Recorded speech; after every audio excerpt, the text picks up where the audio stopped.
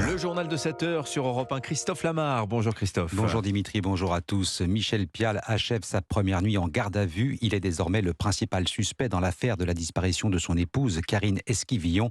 Enquête élargie à des faits de meurtre. Les gendarmes le soupçonnent d'avoir tué cette mère de famille de 54 ans, dont on est sans nouvelles depuis le 27 mars. Les enquêteurs s'intéressent notamment au comportement et au passé d'un homme, par ailleurs très discret selon son voisinage. Reportage Charles Guyard.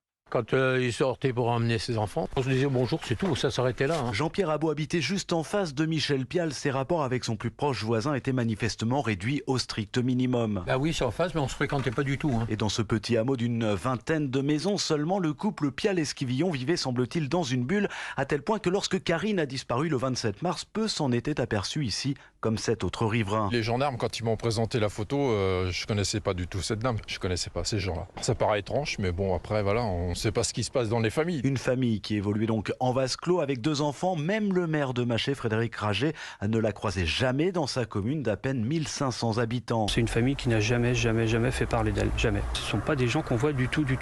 Madame Esquivillon, sincèrement, je ne sais même pas si je l'ai déjà vue. Et aujourd'hui, si le visage de Karine Esquivillon est davantage connu, c'est malheureusement parce qu'il est apparu sur les avis de recherche diffusés au mois de mai.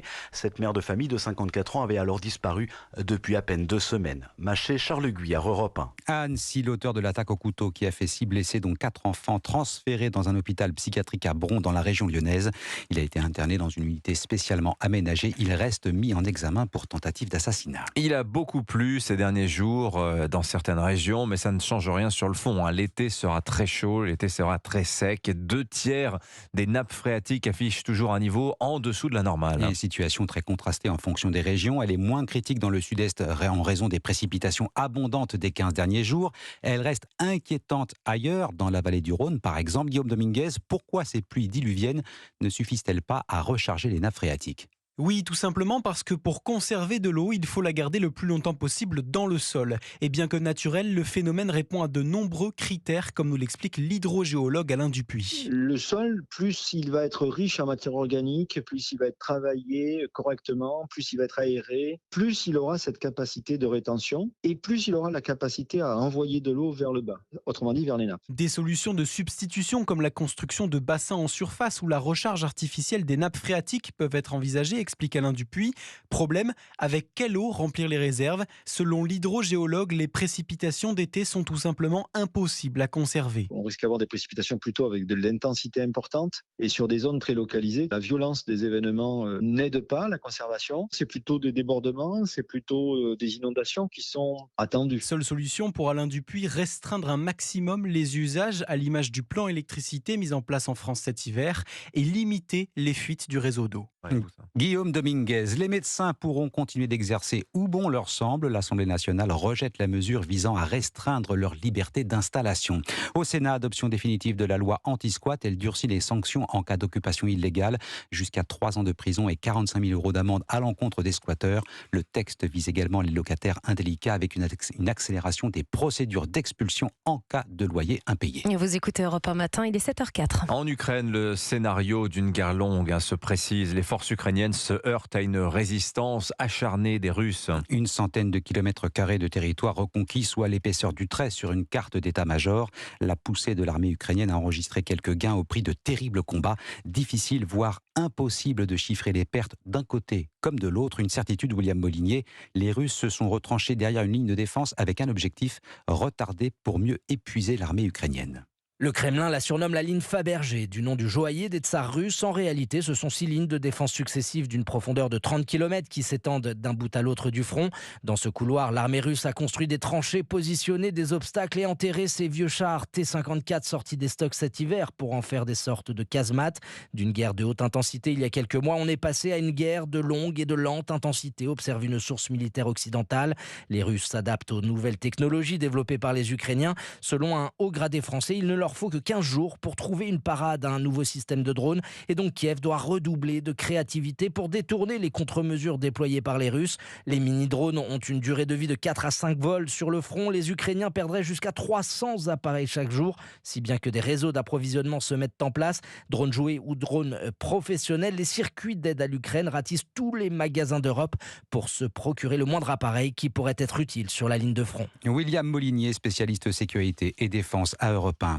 Enquête interne ouverte à la RATP après l'incident survenu sur la ligne 4 du métro parisien hier soir. 5 rames bondées sont restées bloquées à l'intérieur d'un tunnel pendant près de 2 heures et par une chaleur suffocante. Problème technique exceptionnel, affirme la direction. Les passagers ont été évacués directement sur les voies. Bientôt les vacances. Voilà une idée pour occuper votre trajet si vous avez prévu de prendre le train ou l'avion. Alice Fernet vient de remporter la 4e édition du prix littéraire Europe 1 GMF qui récompense la solidarité, l'engagement collectif et l'humain pour son ouvrage 2 innocents chez Actes Sud. Nicolas Caro, Monsieur Livre sur Europe 1 nous le fait découvrir. 2 innocents, c'est l'histoire de Claire, 50 ans, elle est enseignante, elle travaille à l'Embellie. C'est un centre pour jeunes en difficulté, avec des retards mentaux. Elle croit en ce qu'elle fait, Claire, elle a la vocation et elle est très douée pour ce travail. Mais un jour débarque à l'Embellie Gabriel Noblet, un nouvel élève très timide, très refermé, dont Claire s'en occupe particulièrement.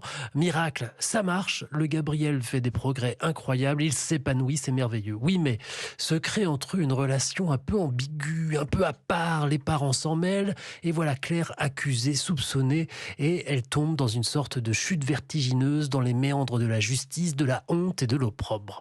Alice Fernet explore tous ces mécanismes, c'est une histoire poignante, fine, parce que ce n'est pas blanc ou noir, c'est l'innocence coupable. 2 innocents d'Alice Fernet, lauréate du prix littéraire Europe 1 GMF, disponible en librairie. La double ration de Nicolas Caro qui sera avec nous tout à l'heure à 7h40 pour son livre du jour, et en l'occurrence c'est en 2 tomes, donc c'est une triple ration, pourrait-on dire. On termine avec ce jeune homme prometteur, 9 ans seulement, champion du monde d'échecs. C'est le grand espoir français de la discipline. Il s'appelle Marc Larry et il a encore démontré avant-hier l'étendue de son génie. Le champion du monde junior a affronté 500 classes de CM2 simultanément. Le jeune Palois, seul face à son ordinateur, et de l'autre côté des lignes, des enfants du même âge ou presque, tous ont été mis échecs et maths. Reportage Delphine Schiltz. Top, il est 10h, Marc, tu peux jouer ton premier coup. Le champion du monde d'échecs des moins de 8 ans affronte en ligne pas moins de 500 classes de toute la France. Bras croisés, visage détendu, et chez les compétiteurs présents, ce calme impressionne. Mais on dirait qu'il a pas peur, lui, il est concentré à son ordinateur. Ah, ça c'est sûr. Il nous fixe comme ça. Malgré cela, Cyrine reste combative. On a travaillé dur, il faut jamais abandonner. Oui. Cavalier en A3. Et pourquoi on met pas en le fou? Rien n'y fait. Une victoire du champion, victoire express en 11 coups.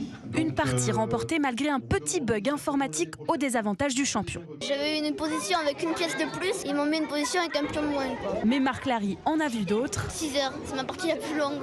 J'ai fini à minuit.